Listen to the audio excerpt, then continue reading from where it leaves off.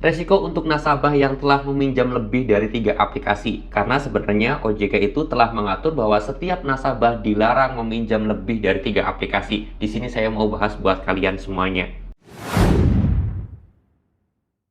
Assalamualaikum warahmatullahi wabarakatuh teman-teman semuanya. Pada kesempatan video kali ini saya ingin membahas yang namanya resiko ketika kita melakukan pinjaman lebih dari 3 aplikasi. Kita sudah tahu lah ya bahwa surat edaran OJK nomor 19 tahun 2023 itu bahwasanya menetapkan atau menggariskan yaitu dilarang nasabah tersebut meminjam lebih dari 3 aplikasi, dan aplikasi pun tidak boleh mencairkan bahwasanya ketika ada nasabah yang sudah terlilit pinjaman lebih dari 3 aplikasi. Nah, terus apakah ada resiko ataupun ada sanksi dan yang lain sebagainya ketika kita itu seorang nasabah yang minjam lebih dari 3 aplikasi? Kayak saya mungkin contohnya yang minjolnya itu lebih banyak dari hal itu, dan di sini saya mau bahas akan hal itu ya teman-teman semuanya. Baik dari segi peraturan OJK-nya dan juga resiko yang kita terima dari pinjol-pinjol tersebut ketika kita melakukan pinjaman lebih dari 3 aplikasi teman-teman. Oke, di sini langsung aja ke pembahasannya. Yang pertama, resiko dari segi OJK terlebih dahulu atau segi peraturannya terlebih dahulu dari pemerintahan. Itu sebenarnya tidak ada.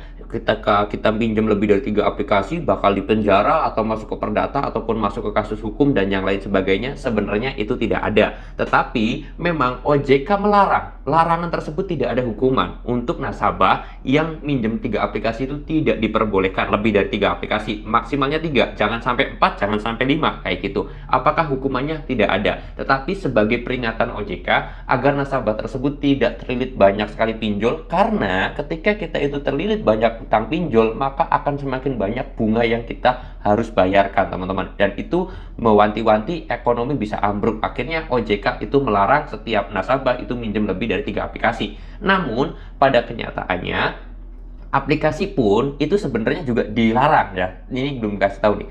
Yaitu aplikasi itu tersebut tidak dilarang untuk meminjamkan kepada nasabah yang telah punya 3 pinjaman. Contoh, misalkan saya sendiri sudah minjem di aplikasi tersebut itu ada 4 aplikasi. Saya mau minjem ke aplikasi A yang kelima saya. Nah, aplikasi A ini nggak boleh mencairkan dana pinjaman tersebut kepada saya. Kenapa? Karena saya sudah lebih dari 3 aplikasi. Aplikasi A tersebut nggak boleh mencairkan pinjamannya kepada saya. Nah, itu aturan OJK. Tetapi pada kenyataan di lapangannya, banyak sekali aplikasi pinjol yang masih tetap mencairkan hutang atau pinjaman kepada para nasabah yang hutangnya itu lebih kayak 3 aplikasi atau 4 aplikasi. Kayak contoh kasusnya tadi, saya minjem ke aplikasi A, ternyata aplikasi A ini bandel tetap mencairkan pinjamannya ke saya. Kenapa kok bisa tetap dicairkan? Karena satu, pinjol itu pengen duit. Yang kedua, pinjol itu pengen bunga dari kita, pengen dapetin pemasukan juga uangnya dari kita, atau pinjol itu gampangnya pengen meres semua uang nasabahnya kayak gitu. Nah, sebenarnya itu dilarang. Nah, terus kemudian apa resikonya? Ya tadi, pertama sebenarnya dilarang, tetapi tidak ada hukuman dari pemerintah. Hanya saja agar mewanti-wanti agar ekonomi tidak ambruk, teman-teman.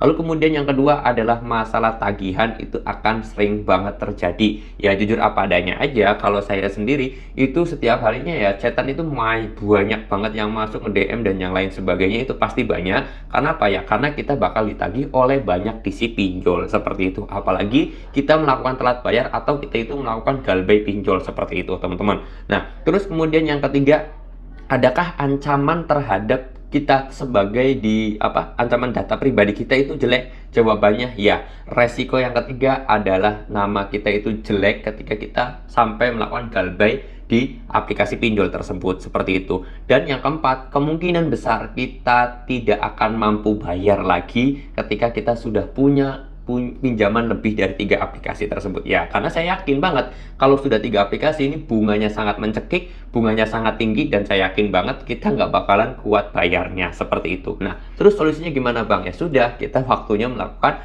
galbay tersebut, lalu kemudian ya nama kita mungkin akan jelek di BI checking atau slik OJK atau backlist atau pusdafil, terserah kalian mau bilangnya apa, tapi yang jelas nama kita di backlist atau masuk ke daftar hitam seperti itu ya. Kalau resiko yang lebih berat dan yang lain sebagainya sebenarnya tidak ada. Kalau misalkan ada ancaman dari DC bakal masuk penjara karena kamu banyak minjem aplikasi dan yang lain sebagainya karena kasus penggelapan uang dan yang lain sebagainya, itu hanyalah hoax, hanyalah DC itu hanya pengen nakut-nakutin kalian aja biar kalian itu membayar hutangnya. Padahal itu semuanya adalah nakut-nakutin Disi aja, cara Disi untuk nagih ke nasabahnya, seperti itu ya. Mudah-mudahan informasi ini bisa bermanfaat buat kalian. Kalau kalian suka dengan video ini silahkan di like, kalau nggak suka di dislike aja nggak apa-apa. Kalau kalian pengen tanya-tanya ataupun sharing bareng sama saya, boleh banget. Kalian bisa langsung DM aja ke Instagram saya. Link Instagramnya saya sudah sediakan di deskripsi video ini. Saya mau tutup dulu video ini dengan kata Assalamualaikum warahmatullahi wabarakatuh.